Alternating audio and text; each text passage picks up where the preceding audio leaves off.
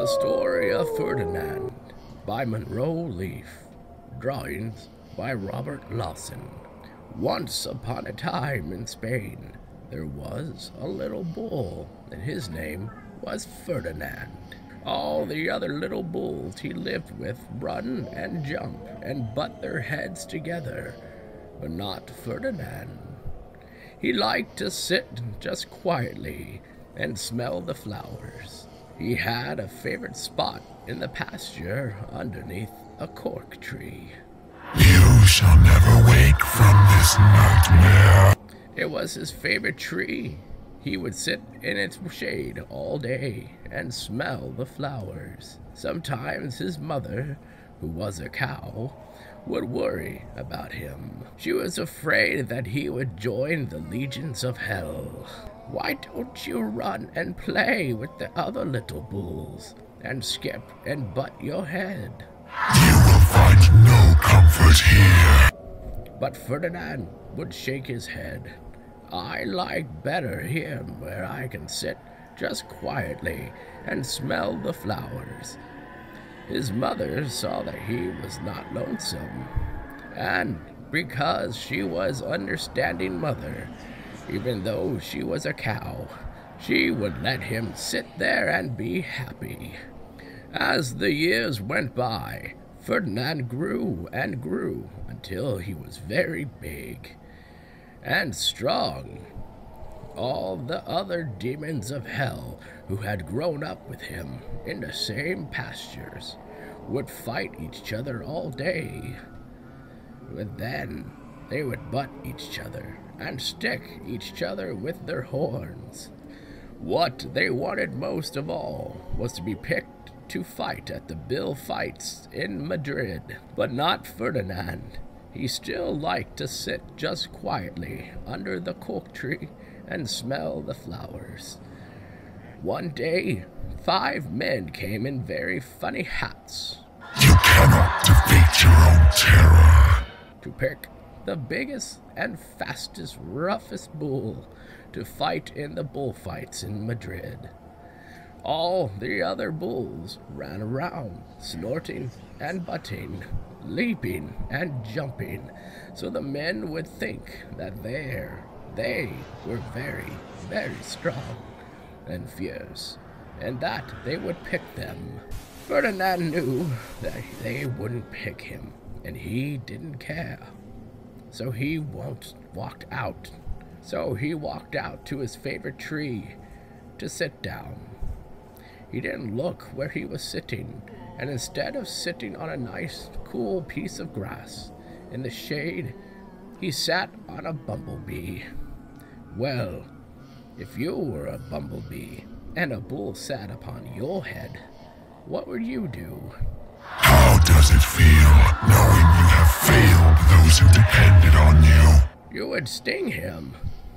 And that is just what this bee did to Ferdinand. Wow, that hurt. Ferdinand jumped with a snort. He ran around puffing and snorting, butting and pawing the ground, as if he were crazy. The 5 men saw him, and they all shouted with joy. Here was the largest and fiercest bull of all, just the one for the bullfights in Madrid. So they took him away for the bullfight. So they took him away for the bullfight day in a cart. What a day it was! Flags were flying, demons were playing, and all the lovely ladies had flowers in their sassy, sexy hair. Big hair and curly hair as well. They had a parade in the bull ring. First came the pandilleros, with long, sharp pins with ribbons on them to stick in the bull. Look beneath you and see the ruin of heaven. Next came the picaderos, who rode skinny horses, and they had long spears to stick in the bull and make him madder. Then came the matador, the proudest of all.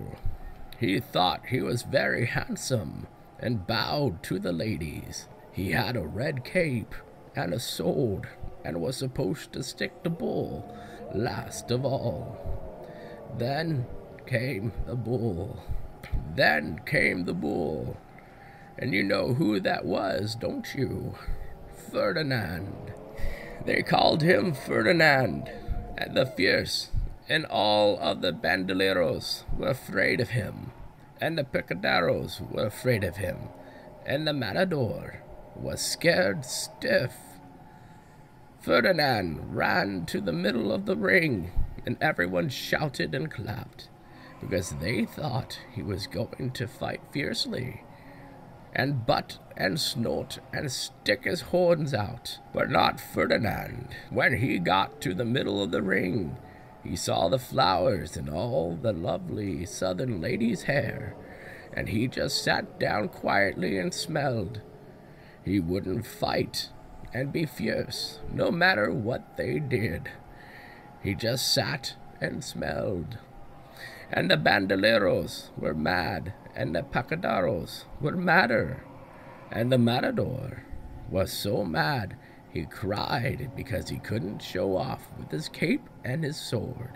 In truth, all that you have ever done has led to this moment, to this victory. So they had to take Ferdinand home.